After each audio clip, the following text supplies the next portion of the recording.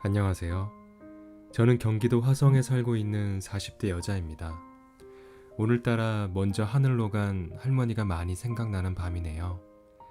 한번 제대로 사랑한다는 말도 못 해보고 늘 옆에 있어 당연한 줄만 알았던 할머니.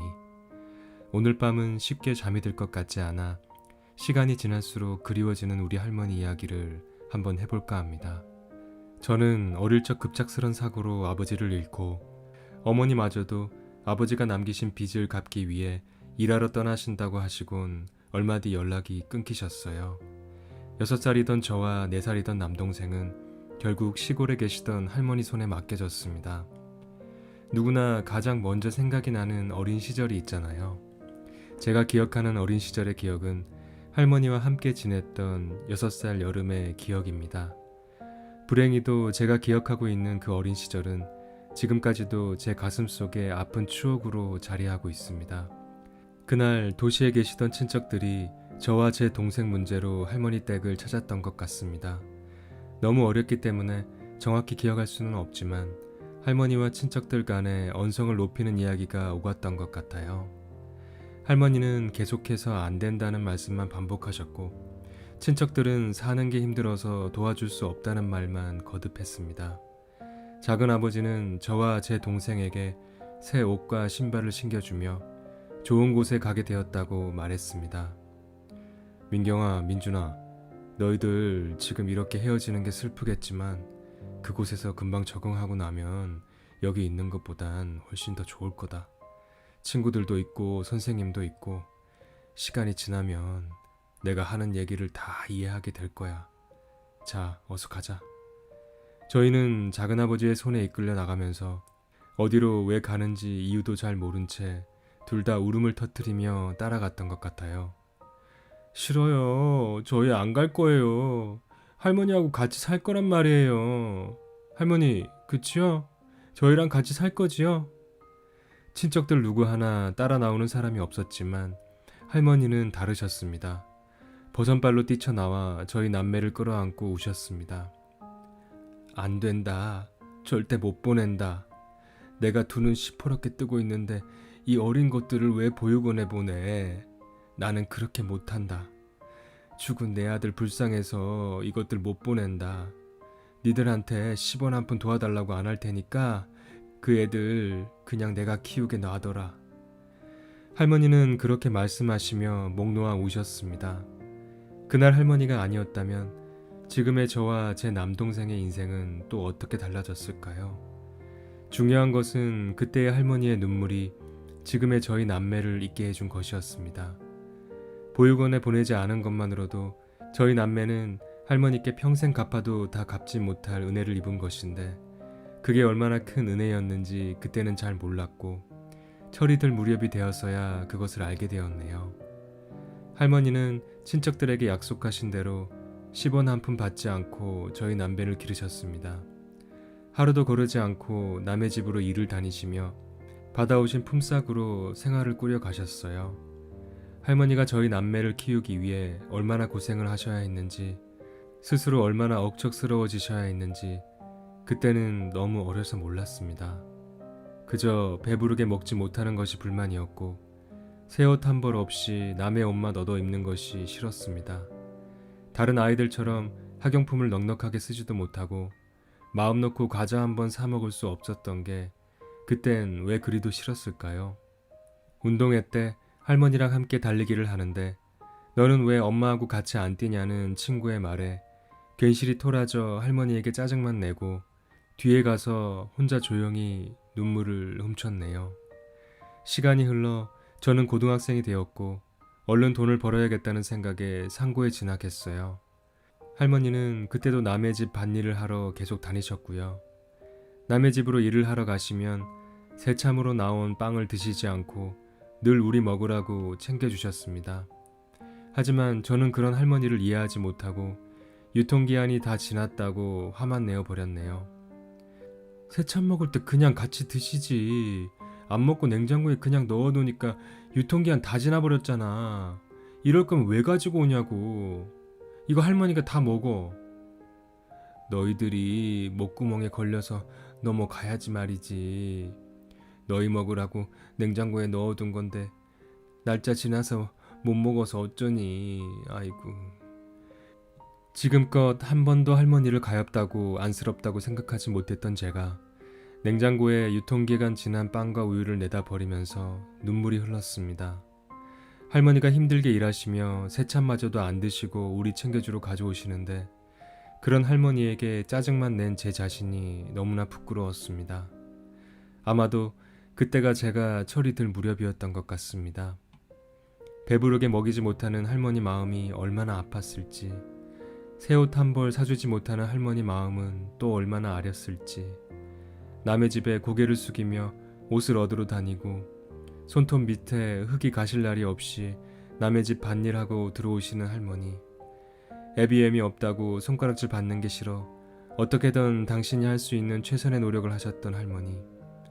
그땐 그런 할머니가 창피하기만 했고 그걸 옆에서 지켜봐야 하는 할머니의 마음이 어땠을지 지금 생각해보면 정말 눈물이 납니다. 고등학교 졸업 후 수원에 있는 조그마한 회사에 취직을 하게 되었고 자취를 시작했어요. 일이 바빠 할머니를 자주 찾아뵙지도 못하고 일에 치여 정신없이 살던 어느 날 한 번은 자취하는 제게 김치와 쌀을 갖다 주시겠다고 올라오신다고 하여 할머니를 만나기 위해 터미널에 나갔어요. 한참을 두리번거린 후에 멀리 계신 할머니를 발견했고 두 손 가득 무거운 짐을 들고 계셨어요. 할머니는 종종 걸음으로 제게 다가와 반갑다며 제 손을 꼭 잡으셨어요. 아침 7시 차 타고 나왔더니 10시도 안 돼서 도착하더라고. 한 3시간은 이러고 서 있은 것 같구나. 기다리다 배고파서 죽는 줄 알았다. 그러게 내가 아침 드시고 천천히 출발하시라고 했어 안 했어? 내가 할머니 때문에 정말 속상해 죽겠다. 할머니는 화가 난 손녀딸의 눈치를 살피시며 들고 오신 가방 지퍼를 여셨습니다. 할머니가 들고 오신 큰 가방 속에는 김치통 2개가 들어있었고 가방 안은 김치통에서 흘러나온 빨간 김치국물로 한가득이었습니다. 내가 할머니 때문에 미쳐. 김치만 비닐봉지에 꼭 싸서 가져와야지. 가방에다 김치통을 통째로 넣으면 국물이 안 넘쳐? 할머니는 금세 얼굴이 붉어지셨습니다. 이를 어째. 국물이 다 새서 못 들고 가겠구나. 내가 얼른 슈퍼 가서 봉다리 얻어올 테니까 조금만 기다려라. 할머니는 터미널 안 슈퍼에서 검은 비닐봉지를 얻어오셨습니다.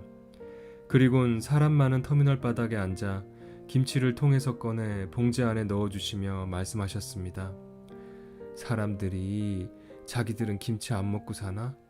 노인네가 버스 안에서 김치 냄새 좀 풍겼기로서니 그렇게 코를 막고 무안을 주더라고. 할머니의 그 말을 듣는 순간 차 안에서 다른 사람들의 눈치를 받으며 안절부절 하셨을 할머니의 모습이 떠올랐습니다. 가슴이 미어졌습니다. 할머니는 김치 전해줬으니 그만 가봐야겠다며 들고 오신 가방 안쪽 작은 지퍼를 열고 꼬깃꼬깃 접은 10,000원짜리 2장을 제 손에 쥐어주셨습니다. 할머니께서 건네주신 10,000원짜리는 빨갛게 물든 김치국물이 뚝뚝 떨어지고 있었습니다.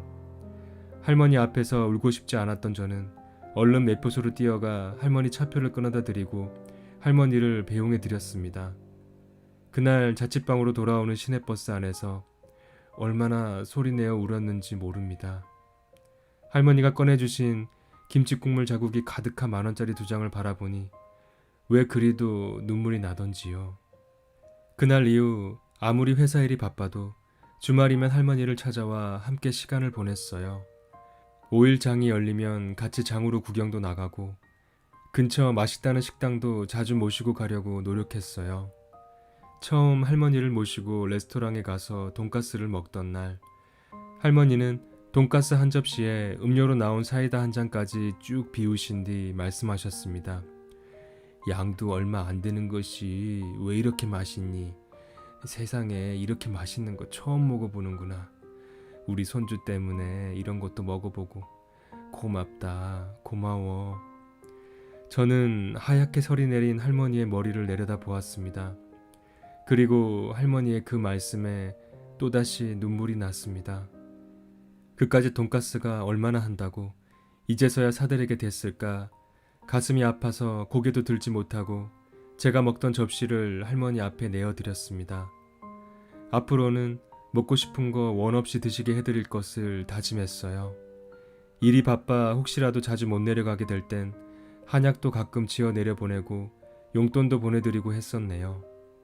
언젠가 할머니는 말씀하셨습니다. 우리 손녀딸 좋은 사람 만나 시집가고 이쁜 새끼 낳아 사는 거 보고 죽으면 내가 소원이 없을 것 같다. 하지만 왜 어르신들의 철들면 이별이라는 말은 꼭 현실이 되는 걸까요? 할머니를 더 행복하게 해드려야겠다고 결심하고 일이 바쁘다는 핑계로 연락도 자주 못 드리고 찾아뵙지도 못하던 추운 겨울 어느 날 우리 할머니는 그렇게 조용히 눈을 감으셨어요. 할머니, 이렇게 가시면 어떡해요? 제가 그동안 못 해드린 거 앞으로 잘해드리려고 했는데 그래서 야간 근무까지 하며 악착같이 돈 벌었던 건데 이렇게 못 보내드려요. 우리 할머니 고생만 하고 이렇게 못 보내드린다고요. 맛있는 반찬은 다 우리에게 챙겨주고 찬물에 깍두기 하나면 꿀맛이라며 끼니를 때우던 우리 할머니. 신발이라곤 다 해진 고무신 하나가 전부였고 근처 좋은 곳 여행도 한번 제대로 못 가보신 우리 할머니. 이렇게 황망히 보내드릴 거였으면 진즉에 좀 더 잘해드렸을 텐데 너무 가슴이 아프고 또 아팠습니다. 몇 년이 흘러 저는 할머니의 소원대로 좋은 사람을 만나 결혼을 했고 이쁜 아이들도 잘 낳아 화목하게 오순도순 잘 살고 있습니다. 나중에 아이들이 좀 더 크면 늘 사랑 주기만 하셨던 너무나도 그립고 보고 싶은 할머니가 계셨다는 것을 이야기해주고 싶네요. 오늘 밤엔 꿈에라도 할머니를 만나 꼭 안아드리고 싶습니다.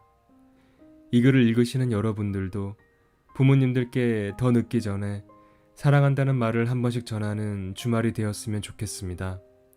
저의 긴 사연 들어주셔서 감사합니다.